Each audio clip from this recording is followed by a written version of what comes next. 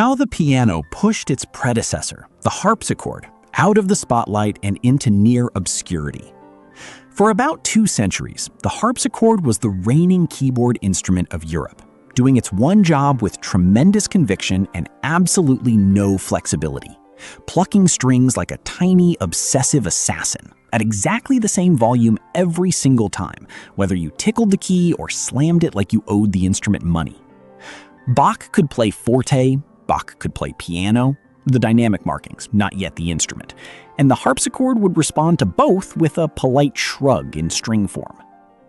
By the early 1700s, this was becoming a genuine professional embarrassment for anyone trying to express actual human emotion through 8 fingers in a wooden box.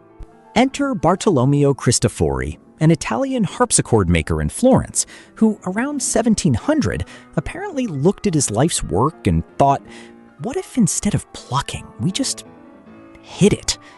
He built a machine where hammers struck the strings and then bounced away instead of sitting there, letting the note ring and letting the player actually control how hard to hit it.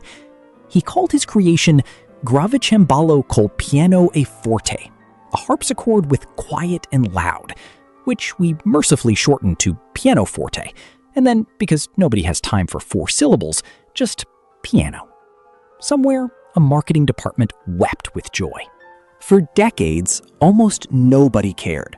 The piano languished as a curiosity while the harpsichord kept doing its rigid little routine in every court in Europe.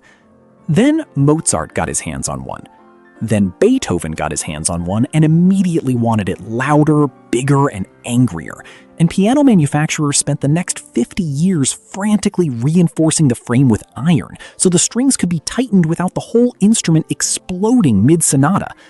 By the time Beethoven was finished demanding more from it, the piano could roar and whisper in the same phrase, something the harpsichord, mechanically, would simply never be able to do, no matter how much therapy it got. And that was that. Expression 1.